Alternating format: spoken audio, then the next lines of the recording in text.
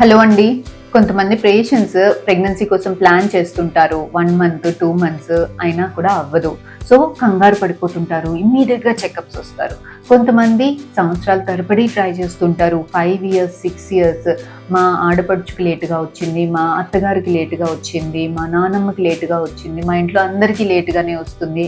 So, మాకు కూడా లేట్‌గానే వస్తుంది అని 5 ఇయర్స్, 6 ఇయర్స్, 10 ఇయర్స్ అయినా అలాగే ఎదురు చూస్తూ ఉంటారు.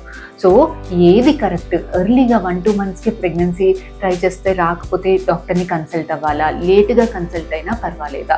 అసలు ఫర్టిలిటీ డాక్టర్‌ని ఎప్పుడు కన్సల్ట్ అవ్వాలి అన్న టాపిక్ గురించి నేను మీ doctor Anusha Reddy, fertility expert, 49 fertility centre Warangal branch, ఈ టాపిక్ గురించి మనం ఈ వీడియోలో మాట్లాడుకుందామండి.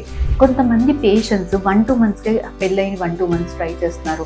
అప్పుడే వాళ్ళ ఫ్రెండ్స్ చెప్తుంటారు, నాకు ఫస్ట్ మంత్‌కే వచ్చింది, నాకు సెకండ్ మంత్‌కే వచ్చింది మేము ప్లాన్ చేసినప్పుడు అని చెప్తుంటే, వీళ్ళు 1, 2 మంత్స్ ట్రై చేసి రాలేదు అంటే మాలో ఏదో లోపం ఉంది అని చాలా డిప్రెస్ అయిపోయి, యాంగ్షియస్ అయిపోయి, చాలా స్ట్రెస్కి గురయ్యి అన్నీ సెర్చ్ చేసుకొని ఇమ్మీడియట్గా యాంగ్షియస్గా వస్తుంటారు.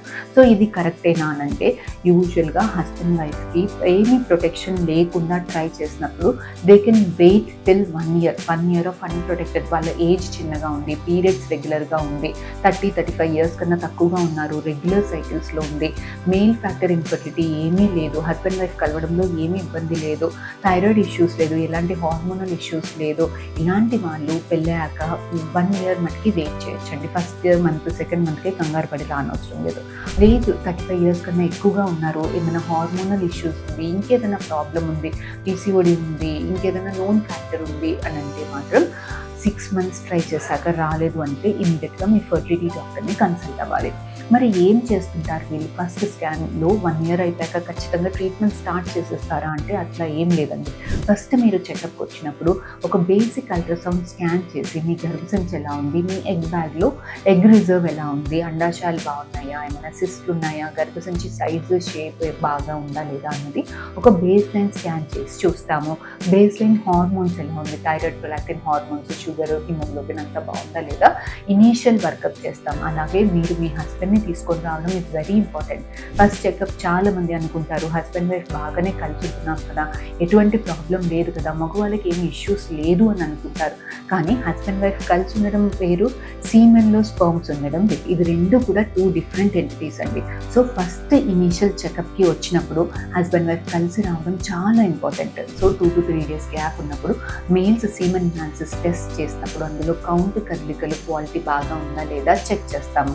సో, ఒక్కసారి అంతా బాగుంది అంటే మేల్స్ వాళ్ళు మళ్ళీ ఊరికి రానవసరం లేదు. ఫీమేల్స్లో అన్నీ బాగా ఉంటే ఫస్ట్ అసలు మీకు ఏ టైంలో కలిసి ఉండాలి ఏంటి అన్నది ఒకసారి స్కాన్ చేసుకొని మీకు టైం ఎక్స్ప్లెయిన్ చేస్తాం. సో, ఇలా ఒక 6 మంత్స్ ట్రై చేసినా రాలేదు అని అంటే అన్ని లైఫ్ స్టైల్ ఫ్యాక్టర్స్ చేంజ్ చేసుకున్నాము, అంతా నార్మలైజ్ అయిపోయింది, ప్రాపర్ టైంకి కలిసి ఉంటున్నాము, అయినా ప్రెగ్నెన్సీ రావట్లేదు అని అంటే ఇలాంటి వాళ్ళలో IUI సజెస్ట్ చేస్తాం. IUI అంటే ఎగ్ రిలీజ్ టైంలో మీరు కలిసి ఉంటారు, మీ హస్బెండ్ స్పర్మ్స్ని కొంత కాన్సన్ట్రేట్ చేసి ప్యూర్ అంటే ఉన్న దాంట్లో బెస్ట్ క్వాలిటీ స్పర్మ్స్ని కాకుండా గర్భసంచి లోపల వేస్తుంటాం. ఇలాంటి ట్రీట్మెంట్స్లో చాలా మంది అవుట్ ఆఫ్ 100 మెంబర్స్లో 90% వాళ్ళకి ఇది రిజల్ట్స్ అనేవి చాలా బాగుంటాయి. లేదు మీ ఇనిషియల్ చెకప్లో ఏదైనా ఎగ్ రిజర్వ్ తక్కువ ఉంది, పీసీఓడి ఉంది, లేదంటే యూట్రస్కి ఏదైనా ప్రాబ్లం ఉంది, లేదంటే హస్బెండ్ స్పర్మ్స్ ఏదైనా ప్రాబ్లం ఉంది అంటే ఫస్ట్ ఇనిషియల్గా వాటిని కరెక్ట్ చేసుకుని then you have to plan the pregnancy.